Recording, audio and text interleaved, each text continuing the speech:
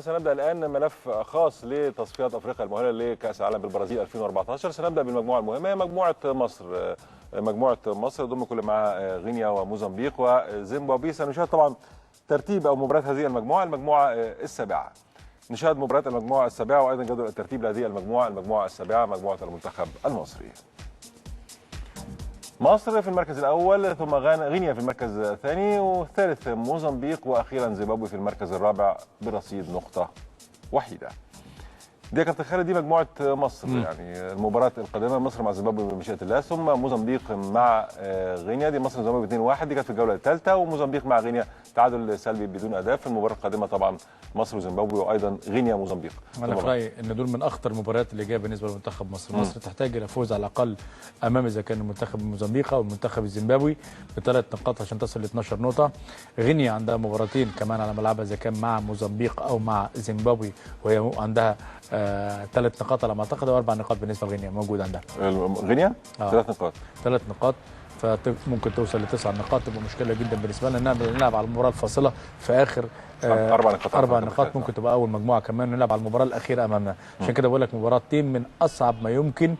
المستوى العام بتاع ماتش مصر وماتش بوتسوانا، انا ما باخدش المباريات الوديه كمقياس كبير جدا. المباراه الرسميه لها وضعيه خاصه. برادلي مدرب ممتاز وعنده امكانيات عاليه جدا، راجل فنيا ممتاز وبقى له فتره كبيره مع المنتخب وعارف امكانيات لعبته كويس. اتمنى نلعب على الحاجه الهجوميه، اتمنى ان احنا نحاول نسد حته النقص البدني اللي كان موجود في مباراه زيمبابوي الاولى. زيمبابوي فرقه خطيره، فرقه معدل اعمار سنيه رائع.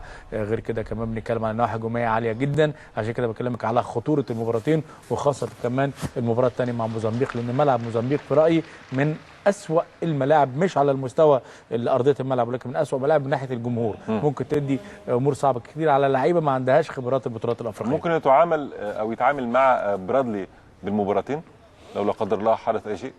يعني هو على ما اعتقد في التعاقد بتاع برادلي ان هو الوصول لكاس العالم او التفنيش. يعني انا على ما اتصور، يعني هو كان مشكله كان في الاول التفنيش بالنسبه لكاس الامم الافريقيه. صحيح. وكمل معاه في كاس العالم. راجل ماشي لغايه دلوقتي كويس حتى الان، 9 بونت.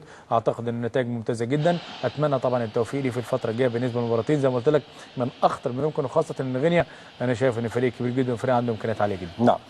معنا من زيمبابوي الزميل في قلبي الدفاع. هناك اختلاف، احمد فتحي يلعب في الجبهه اليمنى، احمد المحمدي ممكن يلعب قدام احمد المحمدي.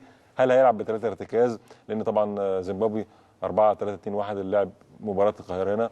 هل هيأمن خط الوسط؟ لا، انا اعتقد ان برادلي عنده جزئيه واحده جدا، وعنده تشكيل واحد، وعنده تركيبه واحده، وعنده طريقه واحده بيلعب بيها، هي 4-2-3-1 بتحول ل 4-3-3. انا اعتقد ان احمد المحمدي قدام احمد فتحي 2 قلوب دفاع، مش عشان الخطا اللي عمله وائل جمعه في المباراه الاخيره هيحصل. هيبقى وائل جمعه موجود كقلب دفاع، احمد شيد قناوي، و2 لعيبه ارتكاز ابراهيم صلاح ومحمد النني، وقدامه 3 لعيبه، احمد المحمدي، محمد ابو تريكه، احمد حسن مكي، وممكن يكون راس حربه اي راس حربه. محمد صلاح كده، محمد صلاح عفوا، ومحمد ابو تريكه، وكمان عندك في احمد المحمدي، وفي اللي قدام يبقى احمد حسن مكي.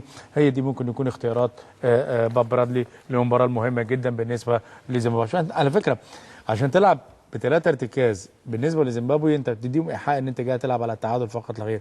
ودي مش طبيعه برادلي على فكره، ولا فكر برادلي ولا دماغه. برادلي بيلعب دايما بطريقه واحده، عاوز يعمل على الشكل الهجومي. وانا اعتقد سرعات محمد صلاح واحمد حسن مكي كمان، والفورم اللي فيها محمد ابو تريكه بعد ما رجع من بنياس، وكمان التالق العالي اللي فيه محمد النني، ممكن يديك شكل ممتاز. بنفس الموضوع تتكلم على طرفين بلعب كويسين جدا، احمد المحمدي واحمد فتحي.